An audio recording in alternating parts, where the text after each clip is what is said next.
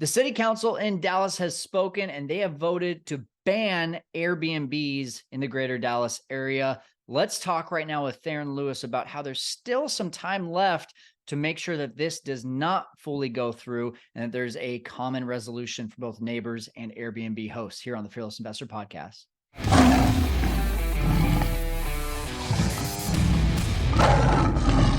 Take a really quick break from this podcast. And if you are a loyal listener of the Fearless Investor Podcast, you're probably either a business owner or looking to start a business. And for that reason, you need to make sure you're doing things correctly, down to the T. From forming the correct LLC to bookkeeping to understanding the tax code and more. It's all really the boring stuff, but it can make or break your business. In fact, if you aren't doing it correctly, you could be like 98% of other business professionals in the US and overpay on taxes. Don't do that, guys. Be the 2%.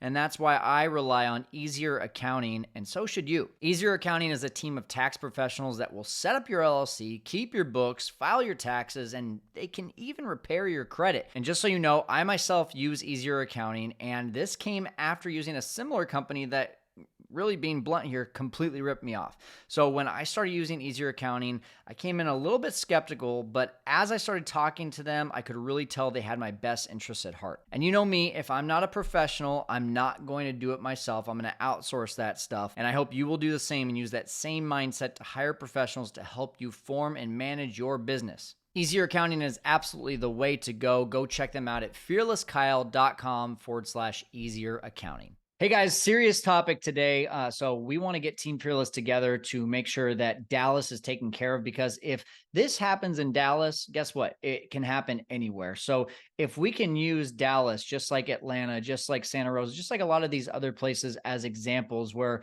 they tried to completely ban STRs, but then there's a common resolution that comes about. That's exactly what we're trying to fight for, and why I wanted to do this podcast with Theron Lewis, who is the STR Hero. He has helped a number of different cities to be able to take these strict regulations and find a middle ground between neighbors and Airbnb hosts. So we're going to get right to it now with Theron Lewis. He's going to explain the entire situation, how you can help, and how you can get connected with him. Let's get to it.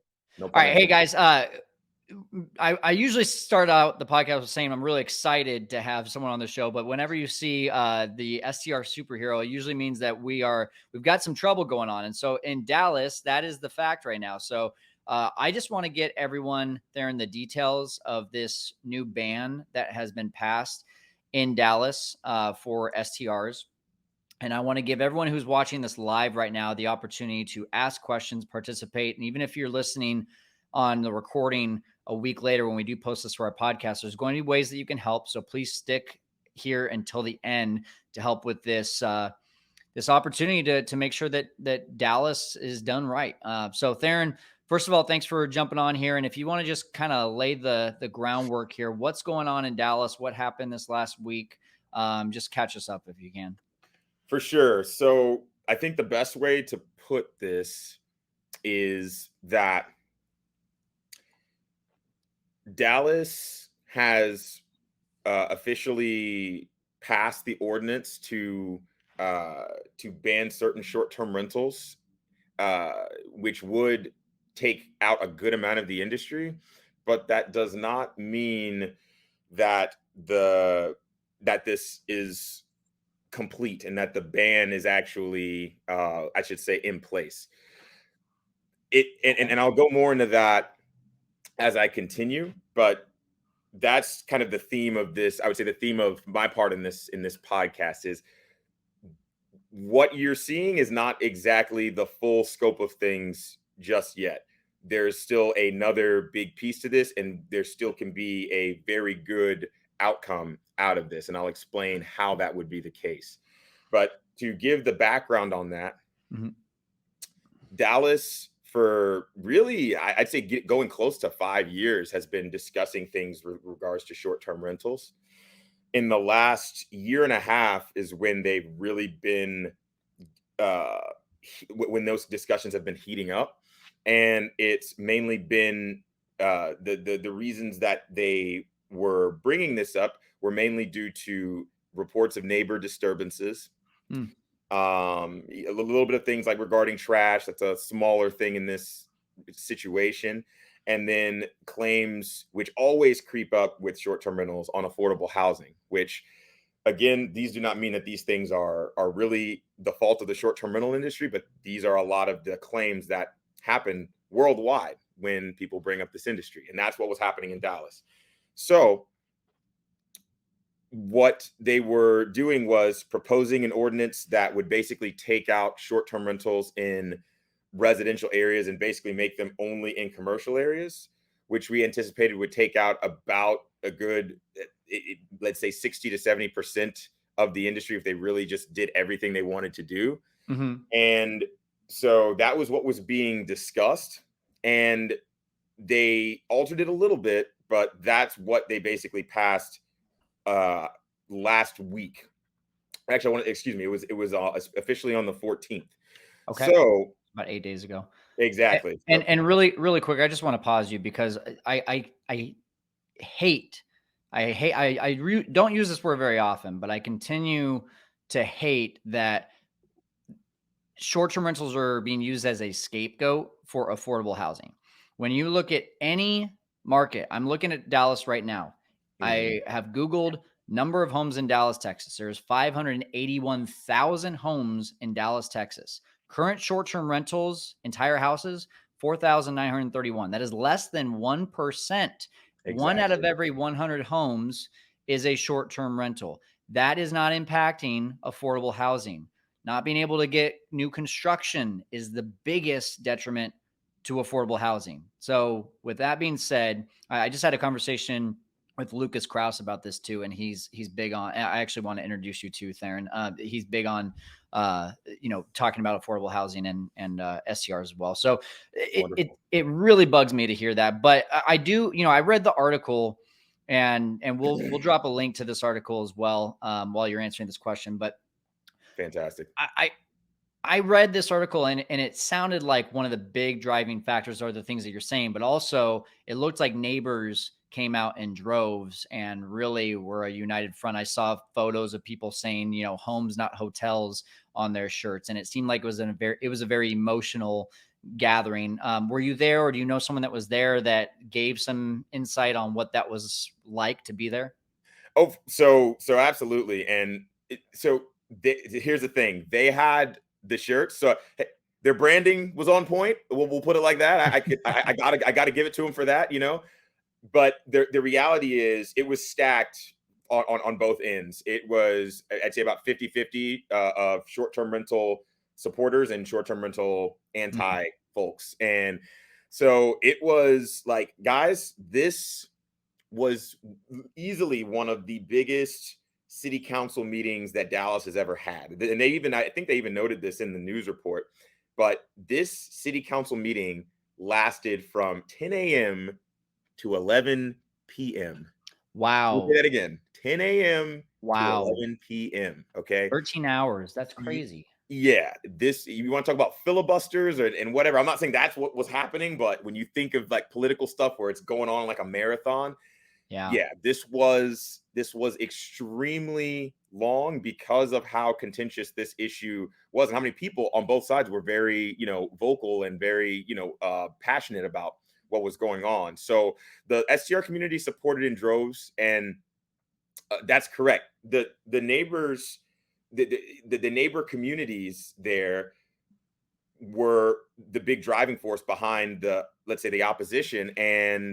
But it was because of those issues that they were citing there's disturbances in my neighborhood, loud parties, possible crime. And then, they would bring in the affordable housing argument and things like that. Again, these are not things that they were bringing with data and facts, but these are, again, us being used as a scapegoat.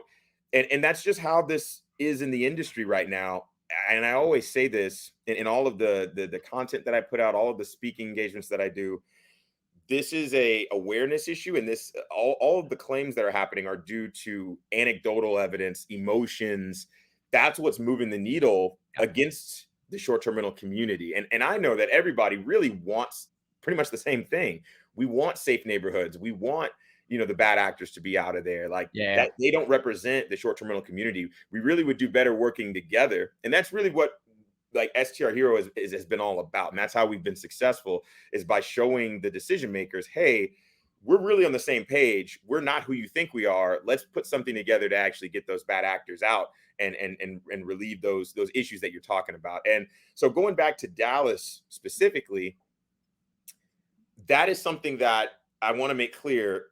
This is very much still possible. And I'm going to explain what we think is really going on here. So, and maybe I'll bring up a couple of more things with regards to the ban, just so people understand the foundation fully.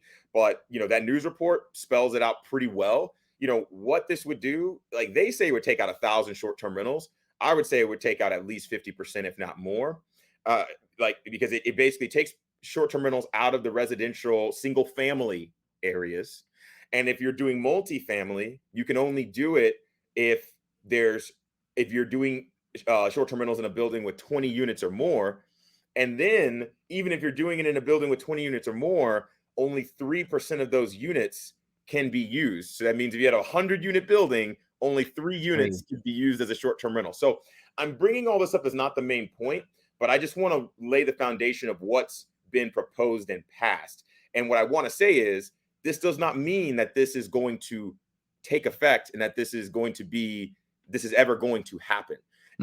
But we have to take this seriously. This is something that is officially, you would say, in law. I mean, the stuff has to be worked out with the legislators. The official writing has to really be put in play. But this has been passed. This is something that, if nothing were to happen, this would be at least attempted to be enforced. Now, one more thing I want to say, because I think some people, or a lot of people, might not understand how cities are enforcing this stuff now. Before, enforcement would be solely on the city, which means that even if they pass something really, let's just say, ridiculous, it could be extremely hard to enforce, and it might not have so much teeth. But that's still not a good place for people to build their business on top of course. And even back then, people could get fined $1,000 a day in some cities, such as New York. Like, this is how they were doing it, but it was something almost like a cat and mouse game, where they have to catch you doing short-term rentals and then send you fines and things like that. What's happening now, and it has been happening for at least a year, if not 2 years, is that platforms such as Airbnb now have the technological, let's say, they're at the level tech-wise to enforce it on their end, and they, by law, they have to do that with most of these ordinances that get passed. So it's going to be on Airbnb and the other platforms to do the most of the enforcement, and they're able to do it. So when we say that if this were to get officially, like, the light switch cut on with this wouldn't be where, I can just operate and then get, I'll just avoid the fines. No, your property, if you do not have a license on Airbnb, your listing will be turned off like a light switch. Wow. So yeah, but again, I'm saying all this to build the foundation. This is not where it's at right now. Now, the official date that this would be, quote unquote, enforced is, I want to say, I'm actually not looking at the news report. I want to say it's either December 2023 or January 2024. Okay. It's basically at the end of the year. That's the main thing to say there. Okay. And so there's that piece. So if nothing was happening, none of this would be affecting short-term rental owners until then. But here's the reason and the big piece as to why this is not done, and this actually could be a sign of victory coming around the corner, which I know sounds crazy after we've seen that news report and I've said all that. So I'll explain this piece. Politics, in most cases, it is never a straight line. In most cases, it is not a straight line. Right. What politicians and decision makers tend to do publicly is not necessarily what is either their intent or what they think will happen fully. And I'll go into detail on how that matters with Dallas. And this is after speaking with the lobbyists. The Dallas STRA has a lobbying team. They've done everything right. We've been working together on this for, I'd say, actually about a year or over a year now. And what's happening is the decision makers had to focus on two things.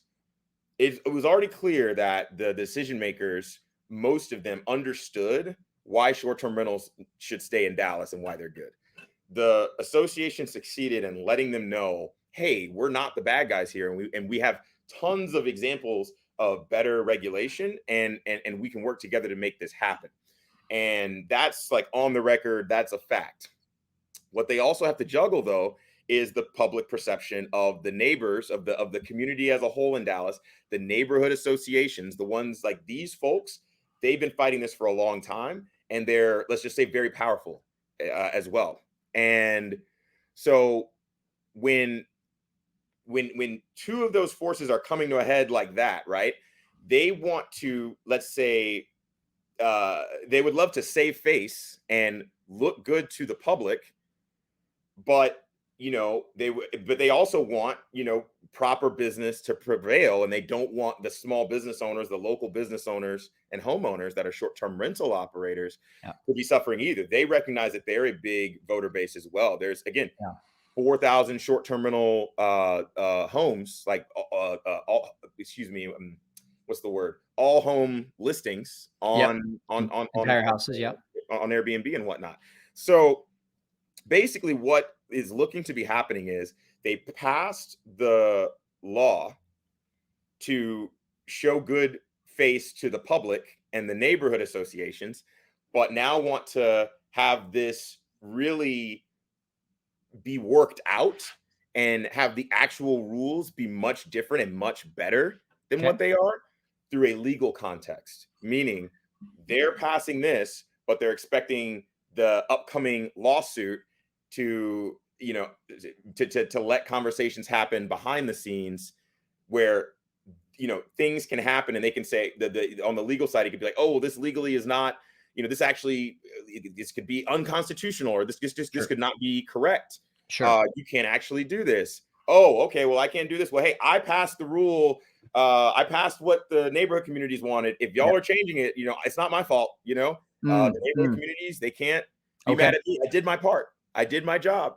That makes a lot of sense. So I want to catch people up a little bit. We had a few people that joined on late. And so what I just want to let everyone know, what we've been talking about with Theron here, he's the STR Hero.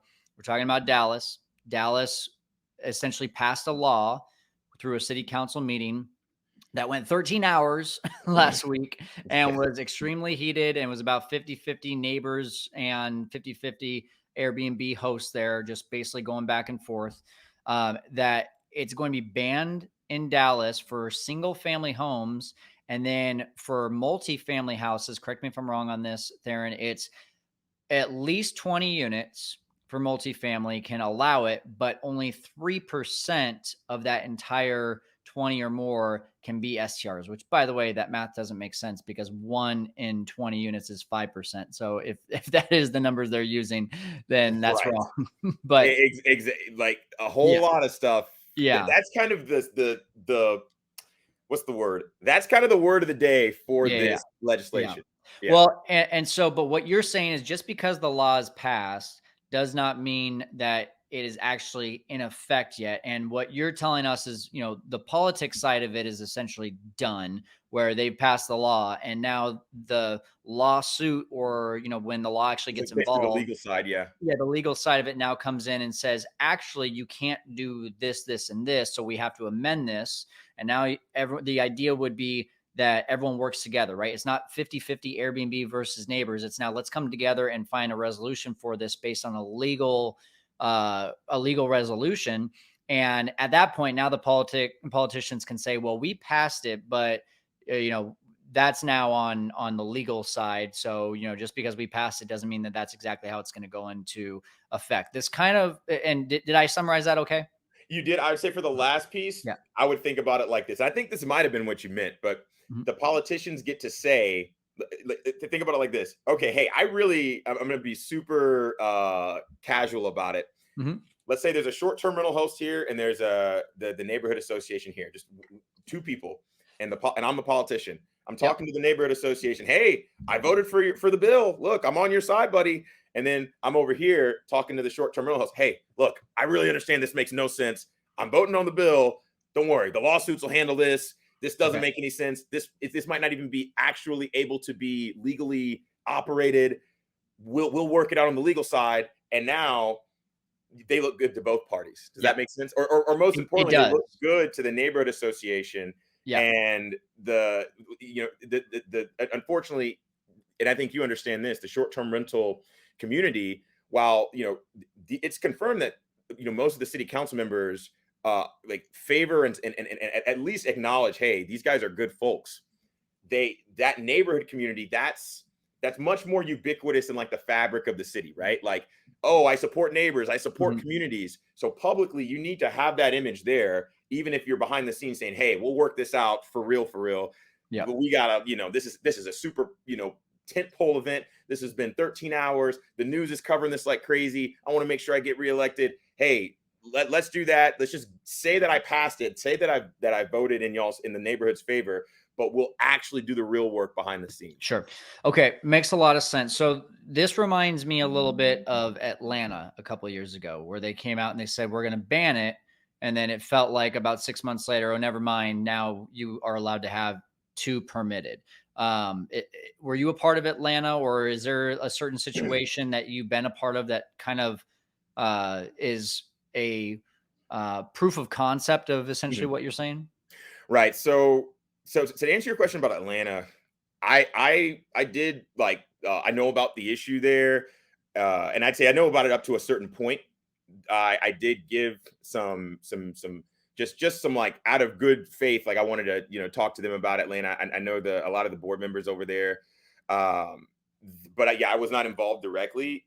That I would say is an example of what's happening in Dallas if there is not the proper advocacy happening behind the scenes. So I'd say a better example, and it's a little nuanced, but this will help. So there's two cities I want to bring up. But I want to say that they're also not going to be exactly the one-to-one for this. Sure, sure. This is a situation where there's examples to show this concept, and there's examples in other industries to show this Mhm. concept. But this is also something where this is the biggest, highest profile example of this. This is an example of where big cities that are going to be up next with regulations are could possibly go. So there's a little bit of, hey, this is a precedent being set, but this is not new politics, if that makes sense. So there's Santa Rosa, California.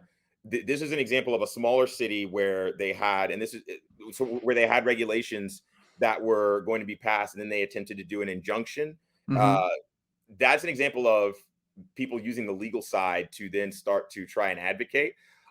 And then there's also Atlantic City, where they did the legal side and they did this as a way to hold things off, make sure nothing gets enforced, and then they get to talk it out then. But here's the big thing here.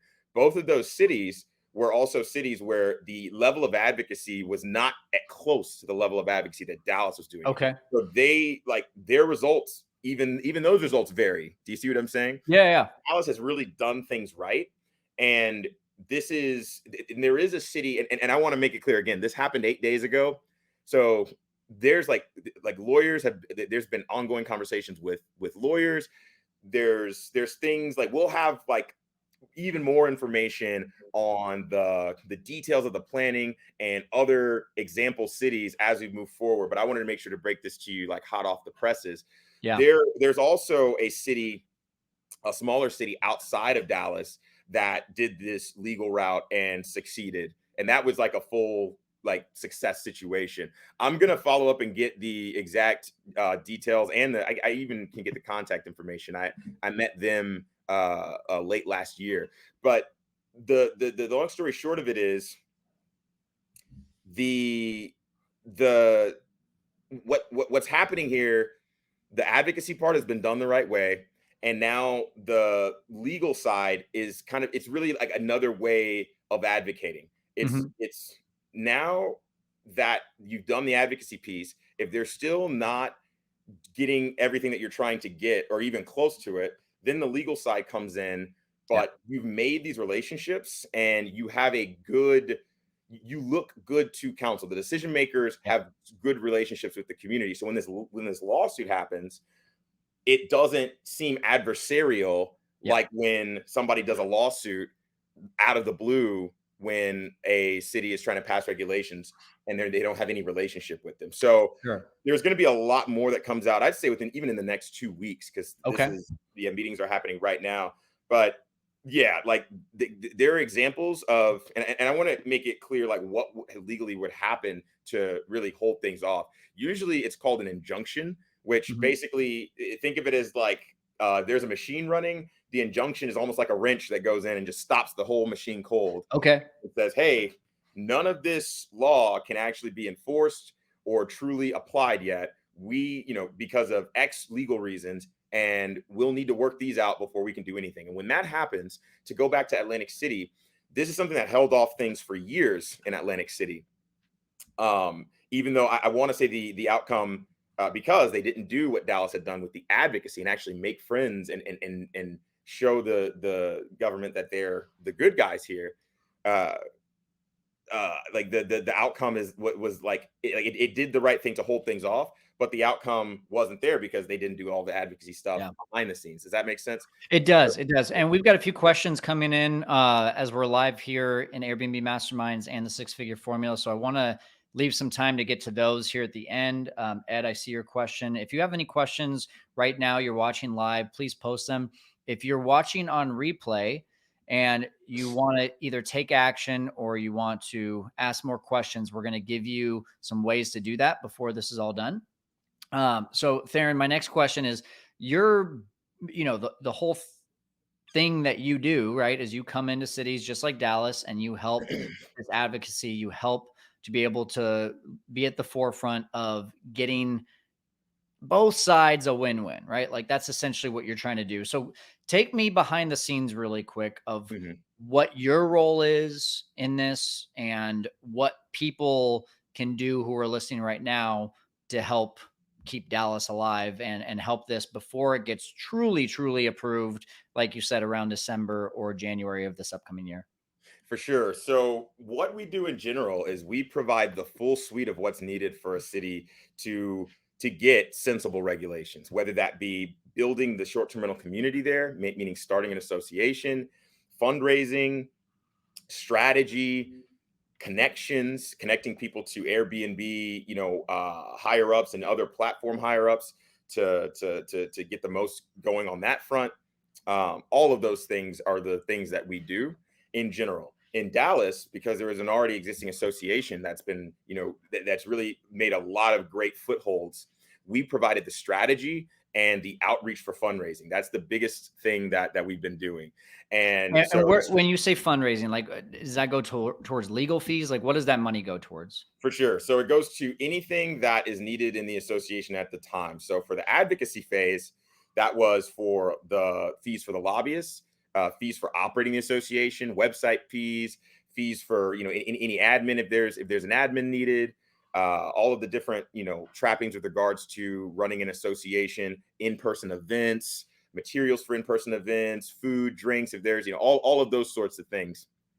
Those are the biggest thing. It doesn't the association members are completely volunteers, that nobody's getting paid at that association. And that's usually how all these associations work. These are folks just like you, fellow short-term rental hosts and operators that want what's best for their city. So that's what the funding goes towards. Now, in this case, now the let's see, we'll call it the advocacy phase is done. Now that a legal phase it looks like it's basically needed, that's going to everything that I mentioned, but now it's legal fees. So that's what they're starting to raise funds for. They're going to be having an event, I'd say, within the next 2 weeks as well. And yeah, so my a big job of mine is to really let the world know, especially through great platforms like yours, Kyle. And I talk to like basically any major company that's in the short-term rental industry. I'm friends with them and I talk to them about these issues so that they can spread the message so that, we can help folks in need, just like Mhm. when and not just help them, then that means, hey, okay, we've helped them. Now we see that there's a network where if I run into an issue, I know that, STR Hero and the folks that work with them will be able to help me too. Awesome. So right now if you guys are listening live, we just dropped a link in the comments for where to donate if any of that calls to you right now, whether you're in Dallas or if you're just saying, hey, like I just saw Heidi said, I'm currently talking to the city staff in El Paso. Would love to help with contacting people on Airbnb and VRBO higher ups, and we don't want to be the next Dallas. So, like Heidi, if you're feeling called to help out Dallas because you don't want to be the next Dallas, then donating this cause is definitely the thing to do. Now, if you're listening on replay, we're going to have this in both the show notes on the podcast and then in the description on the YouTube channel. So let's just talk about kind of what Heidi said there, right? With higher ups at Airbnb and VRBO. How involved do these OTAs really get involved on this kind of situation? And one moment, I'm Yeah. actually looking at some of these comments. Mhm. I was on, there was the private chat side, and then Oh the yeah. comment side. I was like, You, oh, okay, wow, this is great. yeah. I'm glad to see these comments. So, could you? And apologies, can you No, restate? you're good. I'll repeat the question. So, just like what Heidi said there with getting in contact with people, the higher ups at Airbnb and VRBO, how involved are they truly getting in these situations? Or Right. how involved are they willing to get in these situations? So they're willing to get very, very involved, and especially in the tentpole cities, they are very involved. But the problem is, it's really not an Airbnb VRBO problem. They Mhm. can't solve it. They're they have much less power than the community actually on the ground to solve these issues. The community is needed to solve it. So Dallas STRA, which is the association there, and actually, Kyle, maybe it might be good to put even Dallas STRA's website out. It's just DallasSTRA.org. Okay. But they have the power to solve this, and they're the ones that have been doing the most, making the most impact. So what you think of the platforms as kind of providing air support to a degree. Mhm. They are really good with helping you build your association and get your message out, because they can send the community's messaging to all of the hosts that have signed up to policy emails in their database, which is most people. So they're really good with that. They're really good with, just doing some lobbying on their end and giving you information, and then giving you information on how the city wants to work with the platforms. Because again, the platforms are going to be in charge of enforcing this stuff. Yeah. So they're really good at giving information and kind of, again, giving air support, but making the real impact, like, they can't do it because Yeah. they want to, but no amount of money, no amount of effort on their end is going to help that, because they're not the people in the city, and that's what the decision makers care about. The reason why they did this strategy, of passing this law and just anticipating the legal side to try and sort this out, is because of the people in the city, the public perception. Yeah. So no amount of money, no amount of support from any of the platforms can change that. So I appreciate what you're saying. So I only see it as Facebook user. What's her name again? Heidi. Heidi, Yeah. I really appreciate what you're trying to do to help. What Kyle said is really, that is one of the best things to do, and I'll even follow up with some other things that I can, like, reciprocate for people who do want to donate to the Mhm. cause.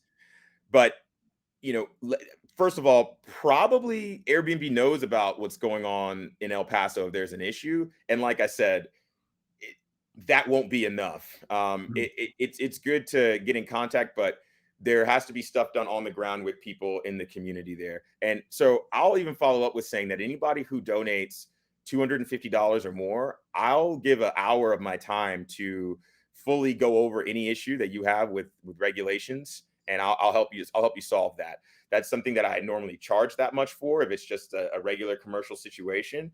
If somebody just wants to give me, bring up stuff for, like, hey, there's an issue in the city, I offer that for free. You can have a free 15-minute consult with me. I just want to know what's going on and help as many people as possible. But I'll dedicate, a full hour, and we'll really dive into what's going on there. And that goes to anybody who donates $250 or more. But again, even if you can only donate $5, this all helps. I Yeah. would say that, a milestone would be for the city of Dallas to raise $10,000 to get a lot of this stuff kicked off and officially get the wrench in there. And that's really going to save a lot of people just right off the bat. And then these conversations are going to be had in the meantime. Now, again, there's going to be more that comes out on what the legal proceedings are going to be. But in my experience, this is how that stuff goes. An injunction is likely going to be filed, and then the conversations are going to be had from there. That's what stops any of what was passed from happening.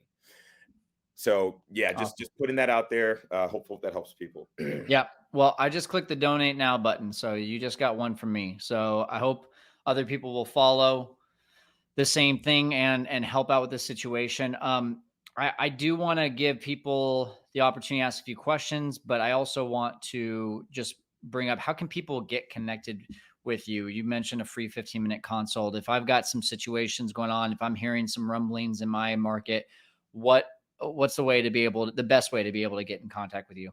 For sure. The best way is to go to strhero.com, and there's a button that says free consultation. You just click that, you get to schedule it. That'll be that's all you need to do. If you want to email me, feel free to email me at my name, Theron, at thestrhero.com. Okay. And yeah, my name, my first name, that is at thestrhero.com. And I'm dropping that website, strhero.com, in the comments right now as well. So, Theron, let's go to one question. And I just, for some reason, got kicked off of that page. So I'm going to have to click the back button a couple times here. It was from Ed. I'll just go into the comments here. Ed said, was this passed in Dallas based on the lack of housing premise? It seems like investors and transitional buyers, like retirement buyers, will be impacted greatly by real estate value as well. So, any thoughts on that? So when you say lack of housing premise, I think I guess what he's saying is unavailable housing, almost a little bit of an affordable housing argument. Even that's Yeah, it is a I little think different. that's kind of where he's going with it. Okay, Yeah. for sure. So the short answer is yes, but that wasn't the only reason. So the reason was, yeah, lack of housing. The claim of lack of housing and claiming that short-term rentals caused it, which we basically debunked right on this podcast. But there's Yep. tons of data that has been shown to them. Like they really the people generally, like the decision makers generally understand that that's not true. But let's say the ones that are neutral or for short-term rentals, which is at least half, if not more, of the decision makers on the board, they understand that is not really what's happening. But again, these are things that and I don't like to say opposition. I'm going to stop using that because that's really, they're opposing you right now, but we're You want to really work together. we want to work together, and we're all really on the same. Yeah. We really have a lot of the same values, and the solutions that have happened in the industry have happened best when those sides have worked together.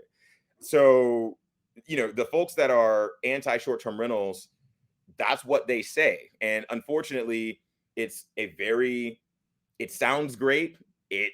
You don't necessarily need data to support it. It just sounds great, so people latch on to it. So yes, but that's not the only reason. There's the neighborhood disturbances. I think the neighborhood disturbances was a very big piece, especially because, and this is another thing that gets sensationalized. When you hear about there's a news report that comes out about a fight happening or a shooting happening at a short-term rental, it does like that's one incident out of possibly probably hundreds of thousands of stays in a year. But you hear that one, and now, oh man, we got to ban short-term rentals, because of that. Well, what's funny to me is you'll never see shooting happen at long-term rental, right? Exactly. Like because everyone does long-term rentals, and of course there's going to be a shooting. Well, you know what? Short-term rentals are, and you know what? Instead of going to the opposition, I do agree with what you said earlier in the podcast, which is we want to get rid of the bad actors, right? Correct. And a lot of those bad you don't actors, want those things to happen. And there's rules and precedents in place in other cities that clearly show that we can stop those things or really mitigate it. And if you notice too, most people that are dealing with I had a party or I had a shooting at my house. Again, this is most people, guys. Don't get offended if this is not you. I'm just stating the facts that most people. I can remember my first year in short-term rentals. I had claim after claim and neighbor after neighbor complaining all the time. Why? Because I didn't know what in the hell I was doing. I really just I didn't have systems in place. I didn't know what the red flags were for looking at bad guests potentially. And so most of these things happen with newer, or we'll call them rookie or amateur hosts. So you're either going to be one of two people. If you're a rookie or amateur host right now, you're going to learn enough to become a expert, or you're going to keep on doing business like what Theron said, as a bad actor, and you're not going to stick around whether there's regulations or not, because you're going to get so fed up with all the issues that you're having at your house anyway. So I just think this cuts those people out quicker.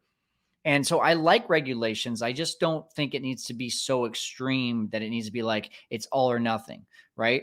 Let's keep some checks and balances on this industry to reward those who are doing business the right way, and to keep out those who have no idea what they're doing. And that's, to me, any industry.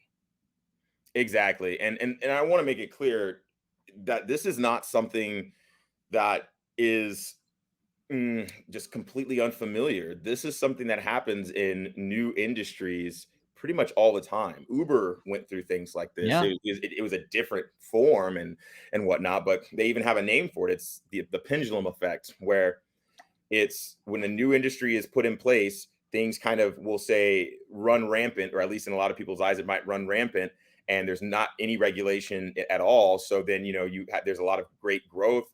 There's a lot of Mhm. freedom, which is good for, a big part of the business owners. But then there's the bad actors that, abuse this and then give the industry a bad name. Then governments go and impose regulation, usually way later, way after that, way after Yeah. it's been very established and people have built their livelihoods on it. And they usually do it in a very heavy-handed way. And the pendulum swings to this way. And it's basically, okay, let's ban. You could even say, like the railroad, or not the railroad industry, like the oil industry. Let's Mm. ban. Again, I'm not going to go deep into that. That's not my expertise. But it's like, let's ban oil fields in most Yeah. areas or something like that. Let's stop drilling in a bunch of areas. And it's very heavy handed at first. And then what happens is it takes years for basically cooler heads to prevail, for more conversations to happen. But usually a lot of business carnage can happen. Yeah. And you can stop that if you do proper advocacy, early on. But if that doesn't happen, it's all the way to one side. And then what usually happens is it'll, in a lot of cases, it could even go all the way to the other side afterwards, because they realize, oh man, we've done so much.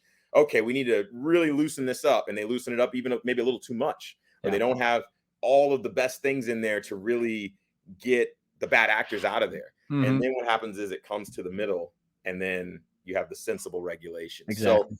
I want to give I an like that. example. Yeah, yeah. And I think an example of great regulation is probably good for the audience. And this is stuff that's been proposed to Dallas. Like, I want to really make it clear.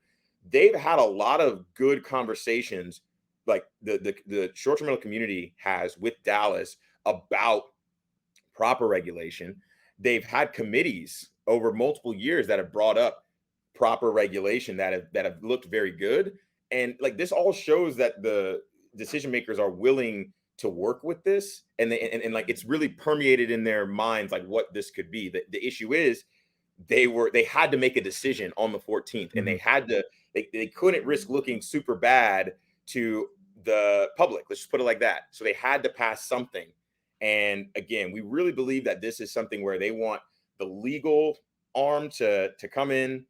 It's like, hey, we passed it, so we can. I hate to say it like this, but we passed it so we can look good. Let's, guys, put in the injunction, and then let's Mhm. really talk this out, and get proper regulation in, and then we'll actually enforce something. So Absolutely. an example of that would be Columbus, Ohio. Okay. They have a 3-strike rule that it's just very good. They have a really good relationship with the community. They put in a 3-strike rule. They got input from the community and worked to get together with them to get this put in play. And then even a little bit later on, they added like another caveat to the 3-strike rule to make it even tighter on bad actors. You know, it's kind of that whole pendulum thing. Like the pendulum was a little bit over here. They even add a little bit more to make it get to a sensible place. And this is something that thankfully cities are looking at, you know, elsewhere. Like this is I'd say this is most likely going to be the way that most cities properly regulate, is having some sort of penalty system for incidents.